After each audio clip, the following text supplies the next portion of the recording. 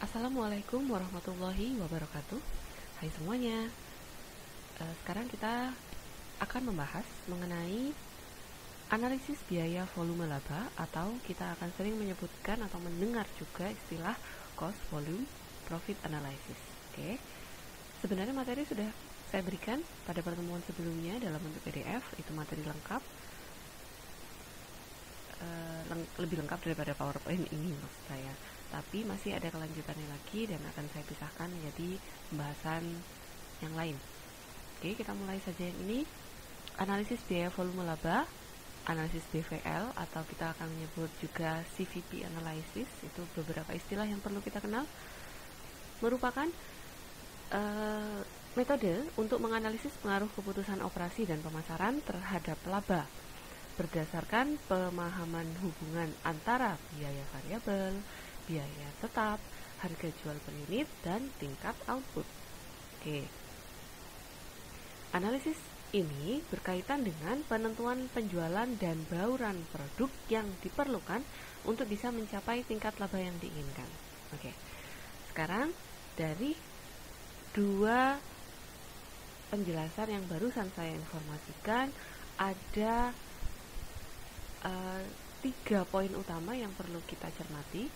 Yang pertama adalah laba, sudah disebutkan pertama. Jadi bagaimana beberapa faktor akan berpengaruh terhadap laba atau keuntungan perusahaan. Kemudian ada faktor yang kedua. Faktor yang kedua adalah biaya.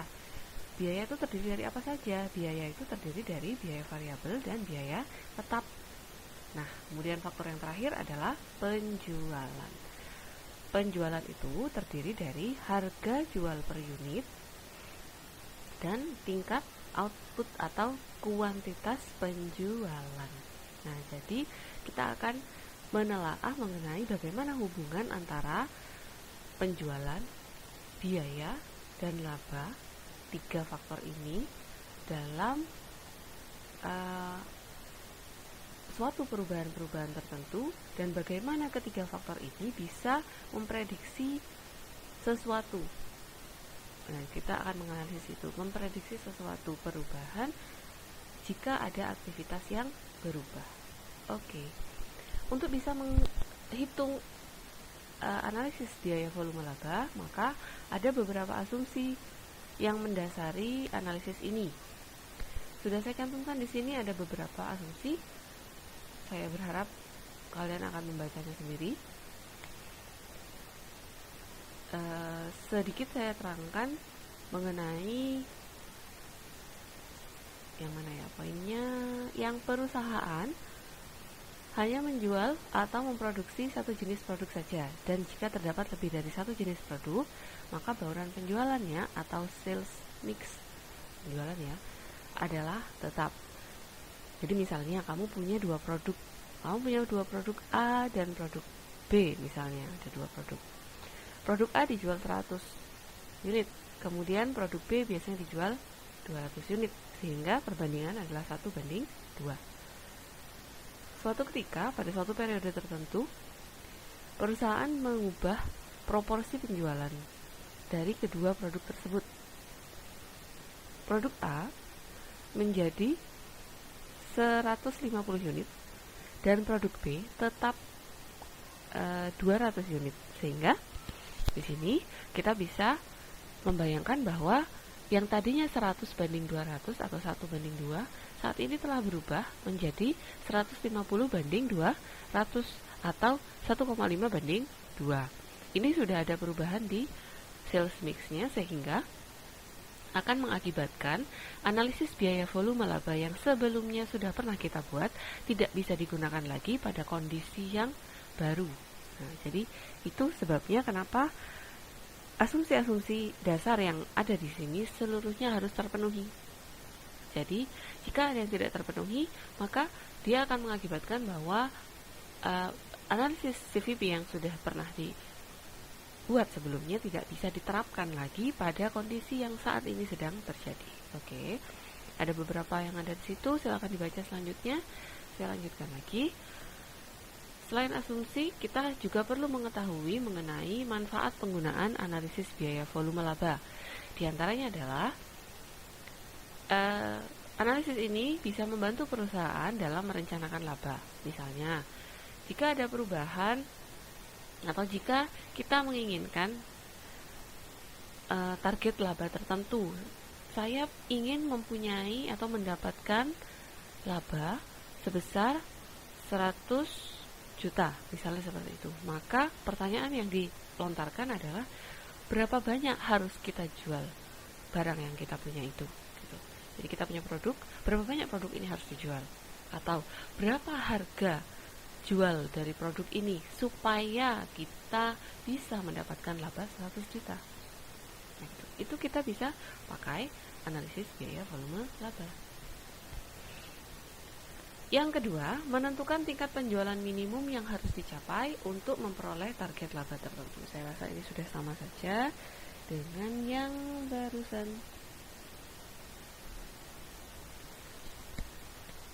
Yang ketiga, mengetahui keadaan perusahaan apakah dalam keadaan baik atau tidak. Nah, perusahaan itu sebenarnya punya atau bisa menghitung BEP, break even point, atau titik impas, titik di mana perusahaan tidak mengalami laba, tidak mendapat keuntungan, juga tidak mengalami kerugian. Jadi pendapatan dengan biaya itu 0. Mengeluarkan biaya 1, mendapatkan hasil penjualan 1, sehingga pendapatan, jika ini laba rugi, pendapatan dikurangi biaya adalah 0. Tidak laba juga tidak rugi. Nah, jika perusahaan sudah berada di titik 0, maka perusahaan sudah sangat mendekati titik minus atau kondisi ruginya perusahaan. Jadi, ada manfaatnya jika perusahaan itu menghitung BEP. Perusahaan bisa mengetahui apakah dalam keadaan yang baik atau tidak, seberapa jauh dia dari kondisi rugi. Atau tidak BEP pun, kamu harus tahu BEP-nya berapa. BEP-nya sudah diketahui, misalnya ada di titik 1 juta misalnya. Nah, saat ini kalian sedang berada di titik 1.050.000 misalnya. Nah, berarti hanya berada di 50.000 di atas impas. Lebih dari 50.000, maka kalian sudah rugi. Seperti itu ya. Yang keempat, manfaatnya adalah mengetahui dampak perubahan penjualan, biaya, dan harga jual terhadap perusahaan. Secara otomatis, jika ada perubahan pada salah satu faktor yang 3 tadi yang saya sebutkan, antara biaya, volume penjualan, atau harga jual, ataupun laba, maka ini semua akan saling berkaitan dan saling terpengaruh. Nah, bagaimana pengaruhnya itu yang akan bisa diketahui melalui analisis biaya volume laba. Yang berikutnya, menentukan harga jual untuk memperoleh laba tertentu. Ini juga sudah dibahas di poin yang pertama tadi.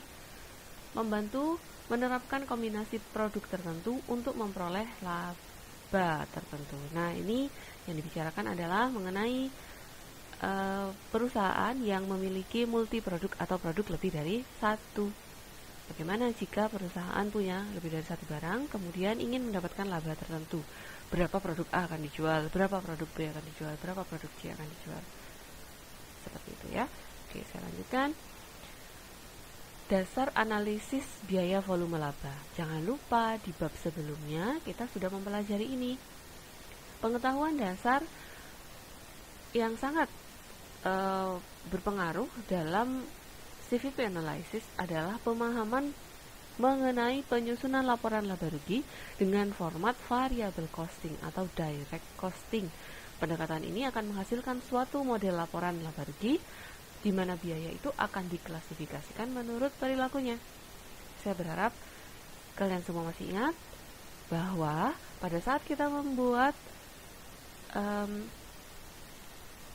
laporan laba rugi model variable costing, maka di sini akan ada pengelompokan biaya menjadi kelompok biaya variabel lalu kelompok biaya tetap. Gitu ya. Jadi di sini harus kita kelompokkan terlebih dahulu antara biaya yang bersifat variabel dengan biaya yang bersifat tetap. Supaya apa? Supaya kita bisa menemukan margin kontribusinya dulu, itu yang pertama. Kemudian supaya kita bisa mengetahui berapa biaya tetapnya, karena margin kontribusi biaya tetap ini akan sangat mempengaruhi dalam perhitungan-perhitungan tertentu di analisis biaya volume laba. Jadi, jika kita bertemu dengan biaya yang sifatnya campuran, maka kita harus terlebih dahulu memisahkan biaya yang bersifat variabel dan biaya yang bersifat tetap dari jenis biaya campuran tersebut. Oke?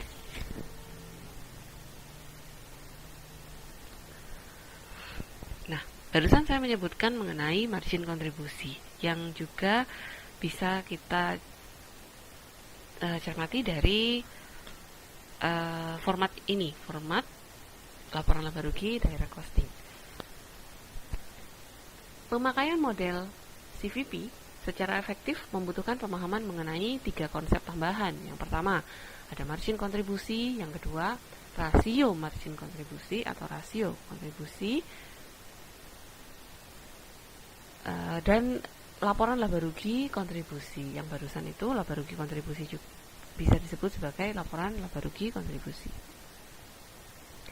Margin kontribusi itu bisa dinyatakan dalam unit atau dalam total. Jadi kita bisa mendapatkan jumlah rupiah untuk total produk yang dijual, atau bisa menghitung margin kontribusi dalam satuan.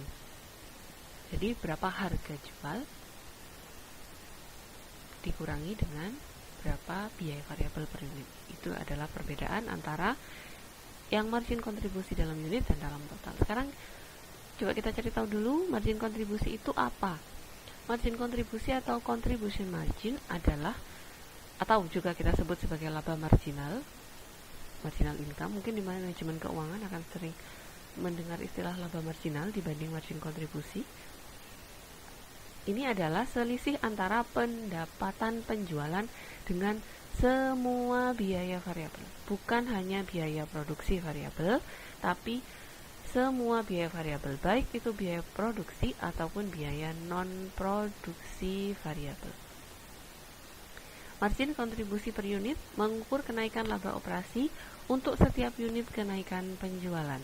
Rumus dari margin kontribusi adalah penjualan total dikurangi biaya variabel total jika dalam total. Jika ini dalam unit, maka ini akan saya tuliskan di atasnya, margin kontribusi saya singkat per unit adalah harga jual dikurangi biaya variabel per unit. Oke, seperti itu. Nah, kedua jenis margin kontribusi ini dua-duanya dapat dihitung rasionya. Rasio margin kontribusi itu pada dasarnya adalah margin kontribusi dibandingkan dengan penjualannya dikalikan dengan 100% sehingga hasilnya persentase. Nah, bagaimana jika dia dari margin kontribusi yang per unit? Ya, sama saja. Kalau ini margin kontribusi yang berasal dari margin kontribusi per unit, maka margin kontribusi per unit dibagi harga jual dikalikan 100%. Oke. Sekarang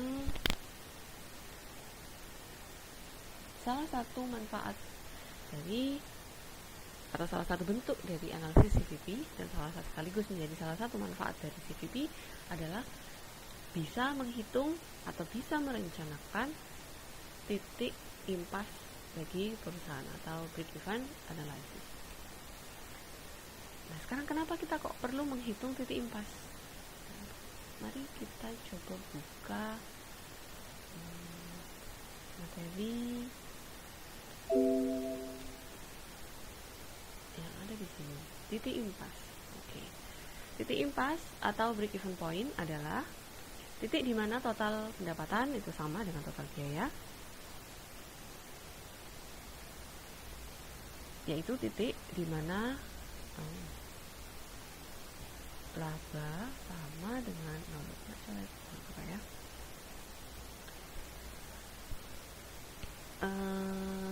titik impas ini juga jika dikaitkan dengan margin kontribusi, maka dia adalah titik di mana total margin kontribusi sama dengan total biaya tetap. Jadi margin kontribusi itu harus setidaknya bisa mengcover jumlah biaya tetap yang dikeluarkan oleh perusahaan, sehingga setidaknya perusahaan tidak berada dalam kondisi rugi. Titik impas ini akan bermanfaat untuk mengetahui produk atau divisi tertentu untuk meraih pasar yang profitable. Di samping itu, titik impas juga sangat penting untuk mengukur kemampuan manajemen dalam efisiensi biaya dan efektivitas dalam memperoleh pangsa pasar yang menguntungkan. Tujuannya apa? Tujuannya adalah mencari tingkat aktivitas di mana pendapatan itu sama dengan biaya.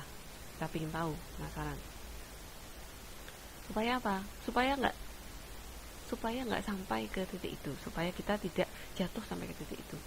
Supaya apa? Supaya kita bisa beroperasi di atas titik impas. Jadi ada dua hal, supaya tidak di bawahnya dan supaya kita bisa di atasnya. Menunjukkan suatu sasaran volume penjualan minimal yang harus diraih oleh perusahaan. Yang ketiga, mengawasi kebijakan penentuan harga. Yang keempat, memungkinkan perusahaan mengetahui apakah mereka beroperasi dekat atau jauh dari titik impas. Ada beberapa pendekatan yang digunakan untuk menentukan titik impas, yaitu pendekatan persamaan matematis, pendekatan margin kontribusi, dan pendekatan grafis, baik dalam hitungan per unit penjualan maupun penjualan dalam satuan mata uang tertentu yang digunakan dalam transaksi bisnis. Oke, sebentar saya lanjutkan. Baik, saya lanjutkan. Ini adalah beberapa pendekatan yang bisa digunakan untuk menentukan titik impas. Ini tadi ada metode. Saya lanjutkan. Ini barusan adalah metode-metode yang bisa kita gunakan untuk menghitung titik impas. Yang pertama adalah metode persamaan. Ini yang paling gampang. Kembali kepada model dari laporan laba rugi direct costing yang tadi sudah kita lihat. Laba sama dengan pendapatan penjualan dikurangi biaya. Itu yang sudah pasti kita tahu. Jadi kembali kepada model ini. Yang namanya penjualan itu, yang namanya laba itu tadi.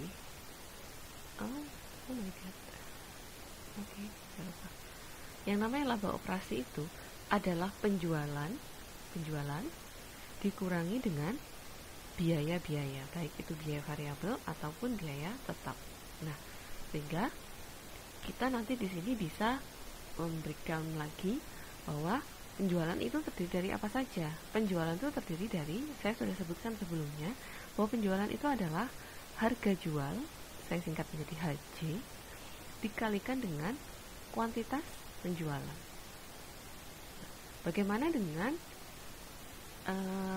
biaya variabel? Biaya variabel itu adalah biaya variabel per unit, BV kecil, dikalikan dengan kuantitas.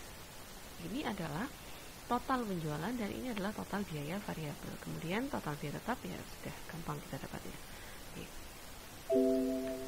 Nah, konsep itulah yang sebenarnya membuat rumus ini terbentuk. Ya, jadi laba adalah pendapatan penjualan dikurangi biaya variabel dikurangi biaya tetap, di mana pendapatan penjualan itu adalah harga dikalikan jumlah unit. Kemudian biaya variabel itu adalah biaya variabel per unit dikalikan jumlah unit jual dikurangi total biaya tetap. Nah, sehingga bisa saja kita balik ini kalau mau dilihat dari penjualan, maka penjualan adalah biaya tetap ditambah biaya variabel tambah laba. Kalau penasaran, bisa dilihat kembali model format laporannya tadi seperti apa. Nah, jika kita ingin mengetahui berapa jumlah unit yang harus dijual agar bisa mencapai titik impas atau supaya laba sama dengan 0, kita bisa mencari tahu dengan cara menetapkan laba operasinya ditulis 0.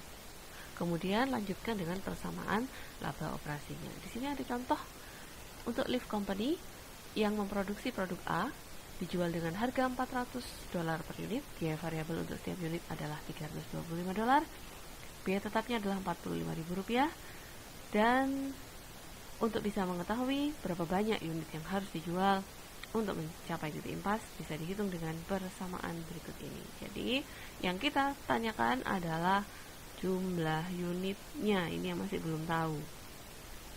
Berapa banyak unit yang harus dijual, kayak gitu ya. Nah, sekarang caranya seperti yang tadi sudah ditulis di rumus ini, maka tinggal kita uraikan saja. Akan saya tulis ulang supaya semua ada gambaran lebih jelas. Laba operasi, LO sama dengan harga jual. Harga jualnya tadi 400. Ini ya, oke. Saya akan tulis begini aja. Harga jual dikalikan kuantitas dikurangi BV dikalikan kuantitas dikurangi biaya tetap total. Karena ini ingin mengetahui titik impas, maka pastikan untuk menulis 0 di laba operasi. Kemudian harga jualnya, jangan lupa menuliskan satuannya, 400 Ki. Oke, ini tidak perlu kurung, itu masalah. Dikurangi dengan 325 Ki dikurangi 45.000. Ini tidak cukup. Maka sekarang 0 sama dengan 75 Ki, jangan lupa satuan, dikurangi 45.000. Maka sekarang Ki yang ingin kita ketahui 75 Ki sama dengan 45.000. Ki sama dengan 45.000. Oh, ini dolar. Maaf. 45.000 dibagi 75. Dolar sama dolar dihapus, kemudian menyisakan Ki 600. Seperti itu ya. Itu cara yang pertama. Bagaimana cara kita membuktikan bahwa hitungan kita untuk Ki 600 itu adalah benar?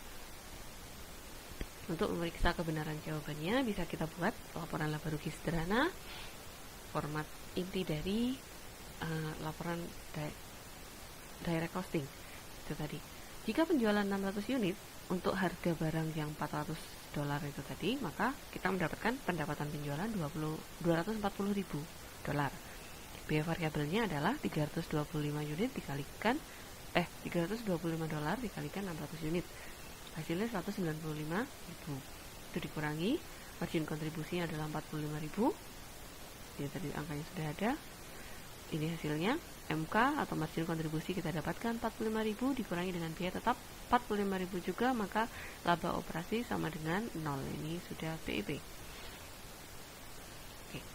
Metode margin kontribusi ini adalah metode yang kedua untuk kita bisa menghitung titik impas. Metode ini merupakan penyingkatan dari formula metode persamaan dalam menghitung titik impas yang hanya berfokus pada margin kontribusi. Kita sudah tahu tadi margin kontribusi itu dapat dari mana.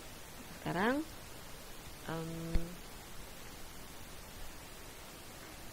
ini adalah rumus dengan versi bahasa Indonesia. Impas dalam unit. Jadi BEP itu bisa metode margin kontribusi itu bisa dilakukan dengan dua cara atau dua bentuk. Bisa impas dalam unit dan bisa impas dalam satuan mata uang.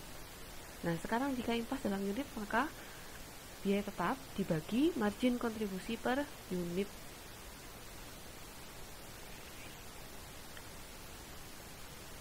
Titik impas untuk impas dalam unit ini, dengan contoh yang barusan, kita bisa mengetahui caranya seperti ini. Biaya tetap kita sudah tahu bahwa $45.000 jumlahnya. Kemudian margin kontribusi per unit. Margin kontribusi per unit yang diminta sudah pasti, kita bisa menghitung dari harga jual dikurangi biaya variabel per unit $400 dikurangi $325 langsung. Cara lebih singkat daripada yang barusan. Kita sudah dapat BEP-nya, dan ada model satunya selain impas dalam unit, yaitu impas dalam satuan mata uang. Jika kita ingin impasnya menghasilkan berapa rupiah kah penjualan produk, itu harus tercapai jika kita menginginkan titik impas. Ya, jadi impas dalam unit ini tadi seharusnya akan menghasilkan 240.000, karena jika kita menghasilkan impas, maka berapa banyak produk yang harus dijual? Produk yang harus dijual ternyata 600 unit. Berapa rupiah itu? 240.000.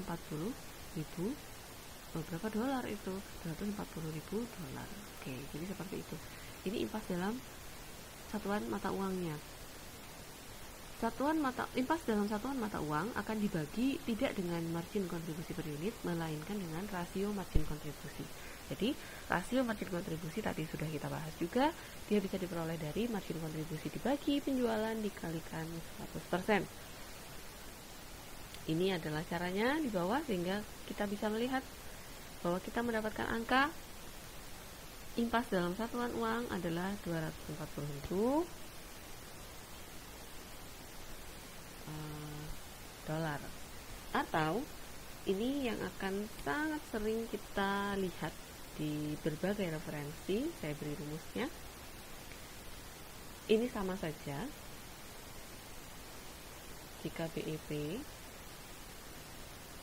kita hitung dengan, akan sering melihat seperti ini, fixed cost dibagi 1 min variable cost per price. Jadi mari kita coba untuk menggunakan rumus yang barusan. Ini rumus yang paling umum, sering kalian lihat di berbagai referensi, di berbagai mata kuliah. Biaya tetapnya adalah 45.000 dolar dibagi 1 min VJ-nya dari berapa? 325 mungkin, dibagi 400. Oke.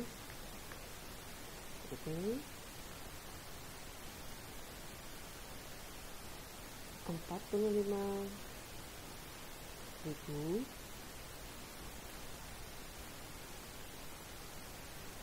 dibagi 1 min 325 dibagi 400 itu adalah 0,8125. 0,8125. Berarti ini adalah 45.000 dibagi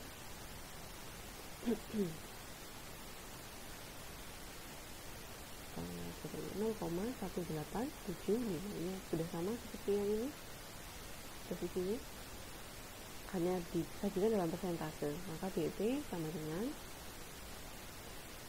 240.000. Mana yang gampang silakan digunakan, asalkan sudah pernah diajarkan di sini. Itu yang kedua. Sekarang kita punya metode yang ketiga untuk mencari BEP, metode grafik. Metode grafik didasarkan pada pengetahuan mengenai dua sumbu, yaitu sumbu vertikal dan sumbu horizontal. Sumbu vertikal ini akan menunjukkan biaya dan penjualan, pokoknya yang uang. Sedangkan yang horizontal akan menunjukkan unitnya, kuantitas atau aktivitasnya. Untuk memahami pemahaman metode ini, kita gunakan contoh yang dengan angka yang lebih simpel. PT Dino di sini mempunyai data biaya dan harga sebagai berikut. Sudah bisa dibaca sendiri. Maka bagaimana langkah untuk kita bisa membuat perhitungan BEP-nya?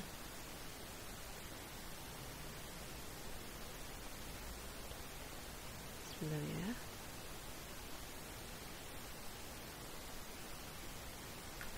Untuk bisa menghitung BEP-nya, maka ada beberapa langkah yang harus kita kerjakan. Yang pertama, membuat garis sejajar dengan sumbu horizontal untuk menunjukkan biaya tetap total.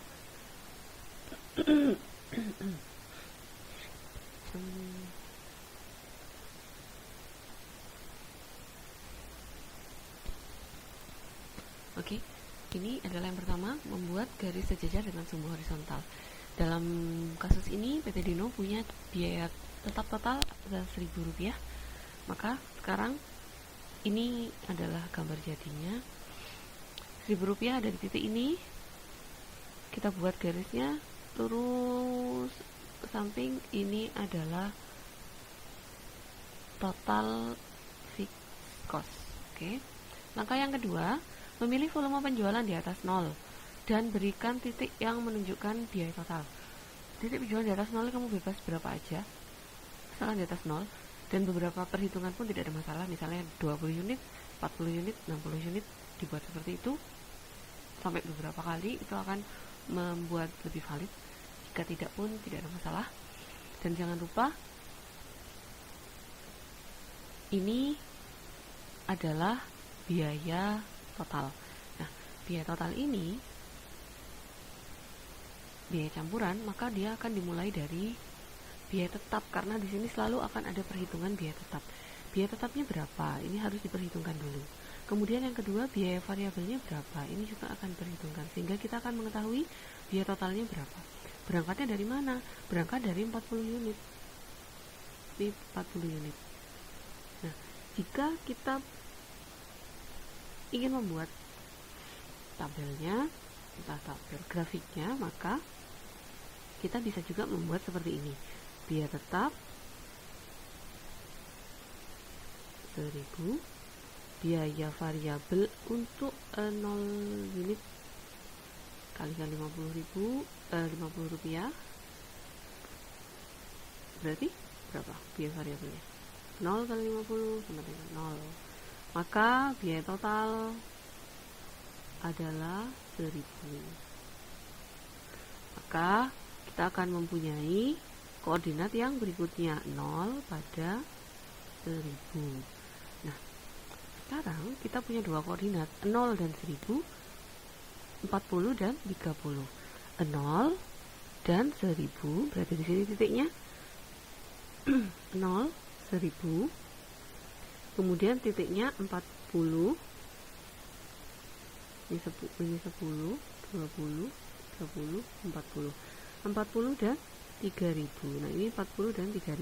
Kita tarik garisnya antara dua titik ini. Tarik. Dapat. Kemudian kita mencari garis yang terakhir. Garis yang terakhir itu berasal dari titik penjualan.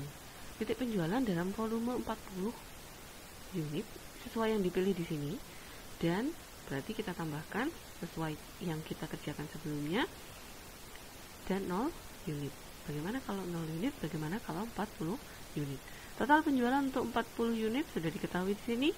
Sekarang total penjualan untuk 0 unit, 0 unit kali 100 rupiah.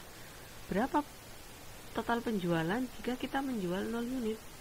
Maka 0 rupiah. Kita sudah punya dua koordinat, 40 dan 400, 0 dan 0. Nah, berarti ini dimulai dari 0 dan 0. Ini 0, 0. Dan ini adalah 40, 400. Oke, kita hubungkan sekarang garis biaya penjualan. Oke, ini barusan total cost. Ini garis penjualan, bisa juga disebut garis biaya variabel DPJ. Oke. Titik persimpangan yang terjadi di sini, ini titik tepatnya ya. Jadi barusan saya keliru menggaris. Oke. Titik tepatnya di sini, titik perpotongan antara garis biaya variabel dengan garis biaya campuran merupakan BEP. Jadi kita ketahui bahwa BEP-nya terjadi pada jumlah unit. Jadi BEP-nya, jumlah unitnya adalah 20 ini, dan jumlah rupiahnya adalah 2.000. Berapa rupiah? 2.000 rupiah. Bisa kalian hitung dengan metode yang lain untuk membuktikan bahwa ini memang benar-benar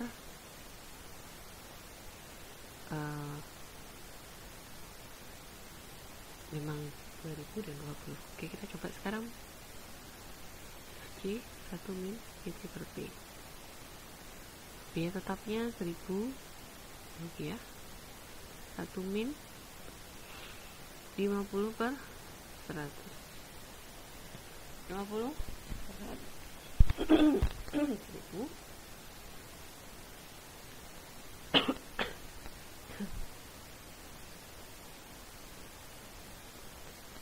Oke.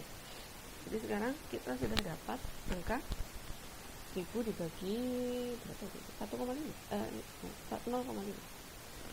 1000 dibagi 0,5 akan menghasilkan 2000 rupiah. Setidaknya kita dari ini sudah tahu 2000 rupiah. Oke. Dan itu 20 unit karena harga masing-masing produk adalah 100 rupiah. Oke, kita sudah terbukti bahwa metode ini bisa digunakan. Nah, sekarang kita kembali ke sini. Untuk itu, hitunglah soal ini.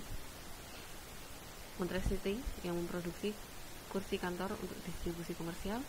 Setiap kursi diproduksi dengan biaya sebesar $15 dan dijual seharga $25. Biaya tetapnya adalah 800.000. Pada tingkat penjualan berapa titik impas akan dicapai? Tolong gunakan ketiga model atau 3 cara yang bisa digunakan untuk menghitung titik impas. Silakan tulis di kertas, kemudian kumpulkan hari ini di media yang akan saya sediakan nanti di Google Classroom.